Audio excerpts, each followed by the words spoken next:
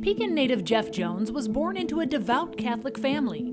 Growing up in the 1950s and 60s, his mother often volunteered at St. Joseph's.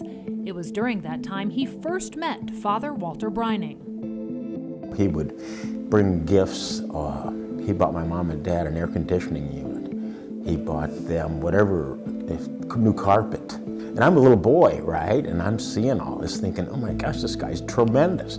At a young age, Jones says he quickly grew attached to the priest. So when Father Brining was transferred from his parish in Pekin to St. Anthony's in Atkinson, Jones says he jumped at the invitation to come stay with the priest on various breaks from school, including his summer vacation. He recalls working odd jobs around the rectory for money by day, sleeping on a couch in the living room by night. But then, one day, he says the relationship changed. He said to me, you know, why don't you the air conditioner's better in my room. Why don't you come on in there and you can sleep there? And I said, okay. And he started rubbing my back. And then the next night, he took my underwear off and he began to, massage me down there. Just 9 years old, Jones says he didn't realize it was sexual abuse. And because he loved and trusted his priest, he says he kept his secret silent. It got to the point where we would take a nap at 1 o'clock, and every day it would happen. Every single day. I knew this was wrong, but I also didn't think it could be totally wrong because Father Brining was the one doing it. Meanwhile, he maintains his family thought nothing of allowing him to spend so much time with Father Brining, including overnight outings like this trip to Chicago to catch a Cubs game. But that's not the only photo Jones says exists of their relationship. In fact, he says many were taken here in Atkinson, specifically across the street from St. Anthony's, next to the rectory at what was the old school. In fact, he says one day Father Brining took him down to the basement there, and that's where he claims things took a much darker turn.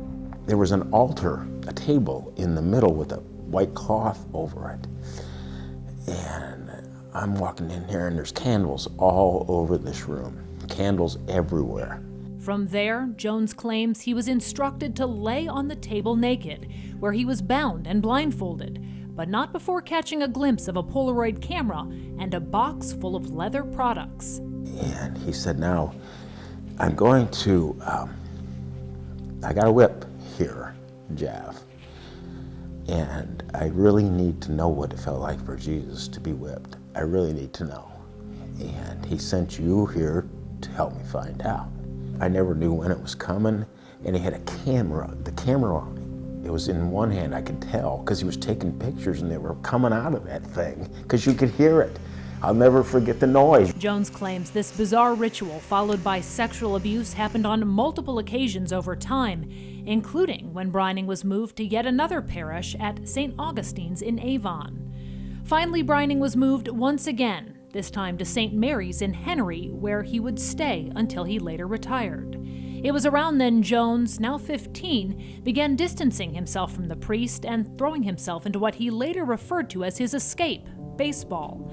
After a full ride to a Division I school and a stint playing in a developmental league, Jones settled down and got married. I never told my first wife, ever. All the years we were married, 19 years, never told her. In fact, it was years after they divorced that he met his now second wife and finally shared his secret with her. He says they were watching news coverage back in 2002 of Cardinal Bernard Law, the former Archbishop of Boston, who was one of the first to be publicly accused of hiding abuse within the Catholic Church. I was watching this on the TV, and she could tell that something wasn't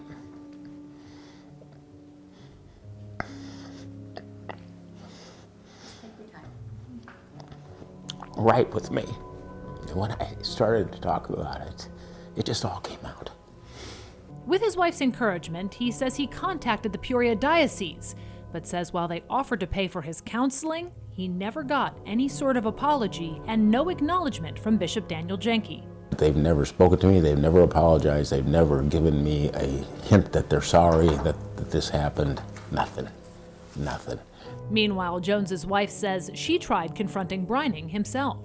He just stood in the doorway, and when I mentioned who I was and introduced myself, he just said, "I have nothing to say," and shut the door.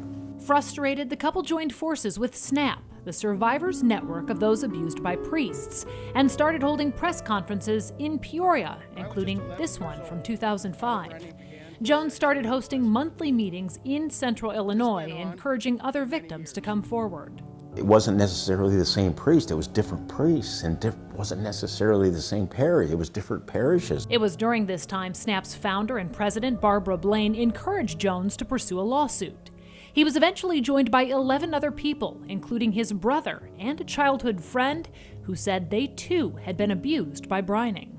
That lawsuit dragged on for 8 years, during which time Jones shared his story in front of the Illinois Senate in an attempt to change the statute of limitations, something that prevented him and others from pursuing criminal charges. That law wouldn't be changed till much later in 2017. But while the courts debated the issue, the Peoria Diocese ended up settling with Jones and his group for an undisclosed amount of money. As for Brining, already retired, he was defrocked, only to pass away shortly thereafter in 2009. His final resting place, a cemetery more than an hour away in Spring Valley. I don't feel sorry for him because of the pain he's caused everyone, but the life he led was just despicable. For Jones, even knowing Brining is gone, the nightmares remain very much alive.